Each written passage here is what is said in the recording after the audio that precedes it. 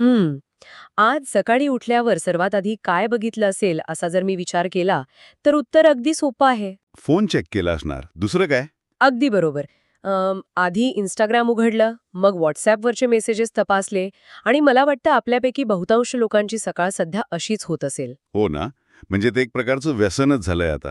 तेच तर. आणि विचार करण्यासारखी गोष्ट ही आहे, की या सगळ्या अवाढव्य डिजिटल विश्वामागे, आपल्या रोजच्या सवयींमागे एक 39 वर्षांचा माणूस आहे, ज्याने 2004 मध्ये हार्वर्ड विद्यापीठाच्या एका छोट्याशा खोलीतून सुरुवात केली होती. Mark Zuckerberg. एक्झॅक्टली. आणि आजच्या या आपल्या डीप डाईव्हमध्ये आपण याच थक्क करणाऱ्या प्रवासाचा सखोल वेध घेणार आहोत. नक्कीच. आणि हा प्रवास समजून घेण्यासाठी आज आपल्याकडे दोन खूप महत्वाची पुस्तके आहेत. म्हणजे बेन मेझरिच यांचं दी ॲक्सिडेंटल बिलियनेअर्स, जे या सगळ्याच्या अगदी सुरुवातीच्या नाट्यमय दिवसांबद्दल सांगतं. हो, ज्यावर तो सिनेमा पण आला होता ना, द सोशल नेटवर्क. अगदी बरोबर. आणि दुसरं पुस्तक आहे पीटर थिल यांचं 0 to 1. हे पुस्तक आपल्याला टेक विश्वातील मक्तेदारी आणि भविष्यातील तंत्रज्ञानाची निर्मिती नेमकी कशी होते याचं थोडं तत्वज्ञान समजावून सांगतं. ठीक आहे. या सगळ्याचा आपण सविस्तर उलगडा करूया, कारण काही लोकांसाठी हा झुकरबर्ग एक तंत्रज्ञान क्षेत्रातील महान क्रांतिकारक आहे, तर काहींच्या मते तो एक अत्यंत वादग्रस्त व्यक्ती आहे. खरंय. आणि ह्या दोन पुस्तकांच्या माध्यमातून आपण पाहणार आहोत की केवळ कोडिंगमुळे हे यश मिळालेलं नाही. त्यामागे मानवी मानसशास्त्र आणि मानवी इगोचा अत्यंत हुशारीने केलेला वापर आहे. पण हा प्रवास नेमका कसा घडला? म्हणजे एका साध्या कॉलेज प्रोजेक्टपासून ते आत्ताच्या मेटावर्सपर्यंतचा टप्पा कसा गाठला गेला, हे समजून घेणं खूप रंजक आहे. हो, म्हणजे बेन मेझरिच यांच्या पुस्तकात पाहिलं तर 2004 मध्ये जेव्हा द फेसबुक सुरू झालं तेव्हा इंटरनेटवर आधीपासूनच चॅटरूम्स किंवा मायस्पेस सारख्या साईट्स होत्या. मग यात असं काय वेगळं होतं? एक्सक्लुझिव्हिटी म्हणजे सुरुवातीला तिथे अकाउंट उघडण्यासाठी तुमच्याकडे हार्वर्ड विद्यापीठाचा .edu ईमेल आयडी असणं बंधनकारक होतं. आ, म्हणजे इथेच मानवी मानसशास्त्राचा खेळ सुरू झाला. अगदी बरोबर. हे अगदी एखाद्या अत्यंत उच्चभ्रू आणि मर्यादित प्रवेश असलेल्या कॉफी शॉपसारखं आहे, जिथे फक्त मोजक्याच लोकांना जाता येतं आणि मग बाहेरच्या लोकांना तिथे जाण्याची प्रचंड ओढ निर्माण होते. यातून एक अतिशय आकर्षक गोष्ट अशी दिसते की केवळ एक भारी सॉफ्टवेअर बनवणं पुरेसं नसतं, बरोबर. तर त्यातून लोकांच्या वर्तणुकीला कशी दिशा देता येते हे महत्वाचं असतं. त्यांनी मानवी इगोवर थेट बोट ठेवलं आणि वॉयरिझमचा वापर केला. वॉयरिझम म्हणजे इतरांच्या आयुष्यात काय चाललंय हे डोकावून पाहण्याची सवय. तेच. म्हणजे प्लॅटफॉर्मवर रिलेशनशिप स्टेटस टाकण्याची सोय होती, कोण कोणासोबत आहे, कोण सिंगल आहे, हे पाहण्याची उत्सुकता लोकांना वारंवार त्या वेबसाईटवर खेचून आणत होती. म्हणजे हा फक्त लोकांशी जोडले जाण्याचा भाग नव्हता, तर स्वतःला इतरांसमोर प्रेझेंट करण्याचा एक मार्ग होता. पण मेझरिच यांच्या पुस्तकात जे एडवर्डो सॅव्हेरिन आणि विंकलवॉस बंधूंसोबतचे जे वाद दाखवलेत ना, हो, सुरुवातीचे मालकी हक्कांवरून झालेले संघर्ष. अगदी ते पाहिल्यावर वाटतं की हा प्रवास सुरुवातीपासूनच किती गुंतागुंतीचा होता. तिथे फक्त पैशाचा प्रश्न नव्हता, तर वर्चस्वाचा होता. आणि त्या वर्चस्वामागे नेटवर्क इफेक्ट नावाचं तत्व काम करत होतं. नेटवर्क इफेक्ट म्हणजे जसे जसे लोक वाढतील तशी त्याची ताकद वाढते ते. एक्झॅक्टली.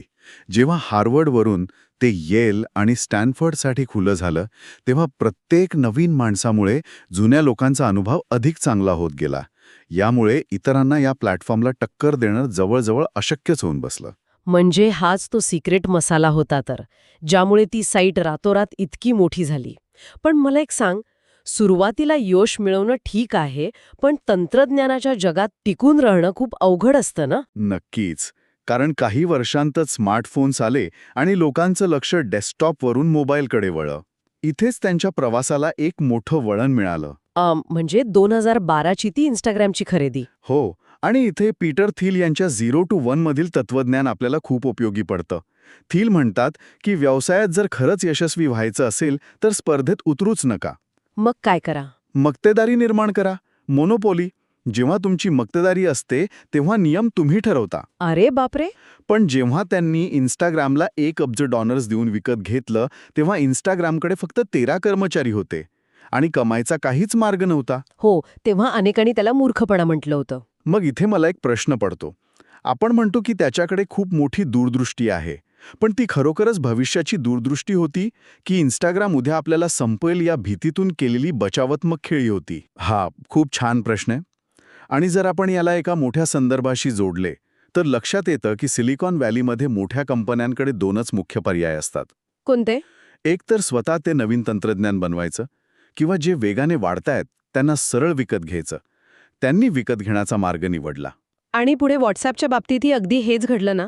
हो, 19 अब्ज डॉलर्स देऊन त्यांनी व्हॉट्सॲप विकत घेतलं, कारण SMS ची जागा आता इंटरनेट मेसेजिंग घेत होतं. म्हणजे हे असं झालं की आपल्या जुन्या होत चाललेल्या इंजिनाला एक नवा शक्तिशाली टर्बो लावून टाकायचा. अगदी बरोबर. आजकाल लोक मूळ फेसबुकपेक्षा इंस्टाग्राम आणि व्हॉट्सअप जास्त वापरतात. म्हणजे लोक फेसबुकवरून कंटाळले तरी ते इंस्टाग्रामवर जातील, पण शेवटी राहतील त्यांच्याच घरात. हो, यालाच अटेन्शन इकॉनॉमी म्हणतात. लोकांचं लक्ष हीच त्यांची खरी संपत्ती आहे. इंस्टाग्रामने फोटोंचा ताबा घेतला आणि व्हॉट्सॲपने प्रायव्हेट मेसेजिंगचा. आणि या सगळ्यामुळे त्यांच्याकडे इतका डेटा गोळा झाला की त्यांच्या जाहिरातींचं मॉडेल एकदम अभेद्य बनलं. पण इथे एक मोठी गोम होती. हे सगळं साम्राज्य उभं होतं, पण जमिनीचा मालक कोणीतरी दुसराच होता. म्हणजे ॲपल आणि गुगल. कारण हे सगळे ॲप्स त्यांच्याच ऑपरेटिंग सिस्टीमवर चालत होते ना. अगदी बरोबर पकडलंस. आणि जेव्हा ॲपलने आपल्या प्रायव्हसी पॉलिसीमध्ये बदल केले तेव्हा काय झालं? फेसबुकच्या रेव्हेन्यूला अब्जावधी डॉलर्सचा फटका बसला होता. हो, आणि याच जाणीवेने त्यांना या प्रवासातला सर्वात मोठा आणि धोकादायक निर्णय घेण्यास भाग पाडला असावा. म्हणजे फेसबुकचं नाव बदलून मेटा करणं आणि मेटावर्सची ती पूर्णपणे नवीन संकल्पना. एक्झॅक्टली. इथे परत 0 to 1चा संदर्भ येतो.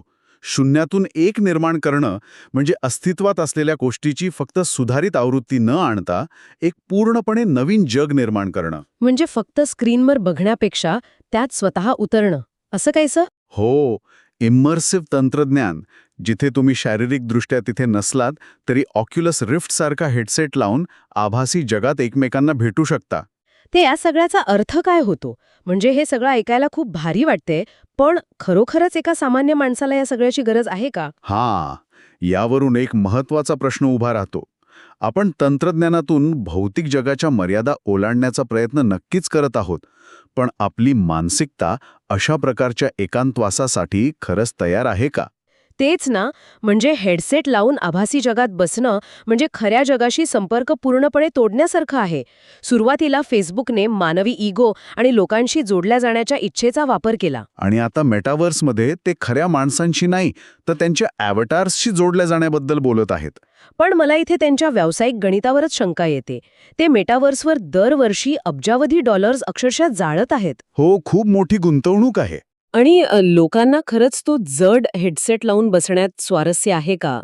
इंस्टाग्राम किंवा व्हॉट्सॲप कसे आपल्या दैनंदिन गरजेतून आलेले वाटतात, पण हे मेटावर्स असं वाटते की हे लोकांवर लादलं जाते. म्हणजे ज्या प्रश्नाची अद्याप निर्मितीच झालेली नाही त्याचं हे उत्तर आहे असं म्हणायचंय का? अगदी तेच. तुझा मुद्दा खूप रास्त आहे, पण पीटर थिल यांच्या मते जेव्हा कुणी 0 ते 1चा प्रवास करतं तेव्हा सुरुवातीला ती गोष्ट वेडेपणाचीच वाटते. जर मेटाला ॲपल आणि गुगलच्या नियंत्रणातून बाहेर पडायचं असेल तर त्यांना स्वतःचा हार्डवेअर प्लॅटफॉर्म तयार करावाच लागेल. हो, हा केवळ सोशल मीडियाचा पुढचा टप्पा नाहीये, तर हा संपूर्ण इंटरनेटच्या पायाभूत सुविधेचाच ताबा घेण्याचा प्रयत्न आहे. पैशांपेक्षा हा मानवी सवयी बदलण्याचा मोठा जुगार आहे. बापरे.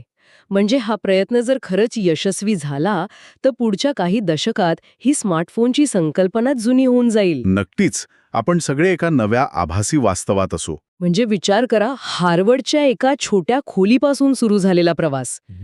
मानवी इगोचा वापर करून वाढलेली ती वेबसाईट, मग स्पर्धकांना गिळंकृत करून निर्माण केलेली मोनोपोली, आणि आता थेट वास्तवाची व्याख्याच बदलू पाहणारा मेटावर्स. हा सगळा प्रवास एखाद्या सायफाय थ्रिलरपेक्षा कमी नाहीये. पण या सगळ्या विश्लेषणात त्यांच्या कामाची एक विशिष्ट पद्धत वारंवार समोर येते ना. हो, स्पीड म्हणजे वेग. सिलिकॉन व्हॅलीमध्ये अनेक आयडियाज फक्त कागदावरच राहतात कारण लोक परफेक्शनची वाट पाहत बसतात. पण इथे एक वेगळाच मंत्र वापरला गेला. Done is better than perfect. हो ना. अगदी बरोबर. परिपूर्णतेची वाट पाहण्यापेक्षा कृती करणं महत्वाचं. म्हणजे एखादी गोष्ट पूर्णपणे निर्दोष होण्याची वाट पाहत बसण्यापेक्षा ती जशी आहे तशी लवकरात लवकर लोकांसाठी लॉन्च करा. मग त्रुटी आल्या की त्यानंतर सुधारत बसा. हे तंत्रज्ञान आणि व्यावसायिक निर्णय दोन्हीकडे लागू होतं. इंस्टाग्राम आणि व्हॉट्सॲप घेताना त्यांनी परिपूर्ण अभ्यासाची वाट नाही पाहिली. धोका दिसला त्यांनी लगेच कृती केली. आणि मेटावर्सच्या बाबतीतही हेच घडतंय. आजचे ते हेडसेट्स जड आहेत, ग्राफिक्स अजूनही थोडे कार्टूनसारखे वाटतात, पण तरीही त्यांनी ते बाजारात आणलं. हो, कारण त्यांना या शर्यतीत सर्वात पुढे राहायचंय. भविष्याची वाट पाहण्यापेक्षा ते स्वतः भविष्य घडवण्याचा प्रयत्न करत आहेत. आणि इथेच आपल्या आजच्या चर्चेचा तो अंतिम विचार समोर येतो, ज्याचा आपण सर्वांनी गांभीर्याने विचार करणं गरजेचं आहे. कोणता विचार? म्हणजे सॉफ्टवेअरच्या जगात done is better than perfect हे ठीक आहे. एखादं ॲप क्रॅश झालं तर आपण फोन रिस्टार्ट करू. हो, किंवा नवीन अपडेट येईल. पण जेव्हा याच सूत्राचा वापर करून मेटावर्स सारखं संपूर्ण मानवी जीवन व्यापून टाकणारं आभासी जग घाईघाईत निर्माण केलं जातं, तेव्हा काय होतं? हा खूप महत्वाचा मुद्दा आहे. आपण परिपूर्णतेची वाट न पाहता समाजाला एका नव्या व्हर्च्युअल वास्तवात ढकलत आहोत. जर हे आभासी जग अपरिपूर्ण असेल, जिथे माणसांमधील खरा स्पर्श, भावना आणि मूळ गाभाच त्रुटींनी भरलेला असेल, तर त्या अपरिपूर्णतेचा आपल्या खऱ्या मानवी नात्यांवर काय परिणाम होईल हा मोठा प्रश्न आहे. अगदी. आपण तंत्रज्ञानाच्या माध्यमातून खऱ्या अर्थाने जोडले जाणार आहोत, की एका अपुऱ्या आणि त्रुटींनी भरलेल्या खोट्या जगात कायमचे अडकून पडणार आहोत. मला वाटतं या प्रवासाच्या शेवटी हा प्रश्न प्रत्येकाला अंतर्मुख करणारा आहे.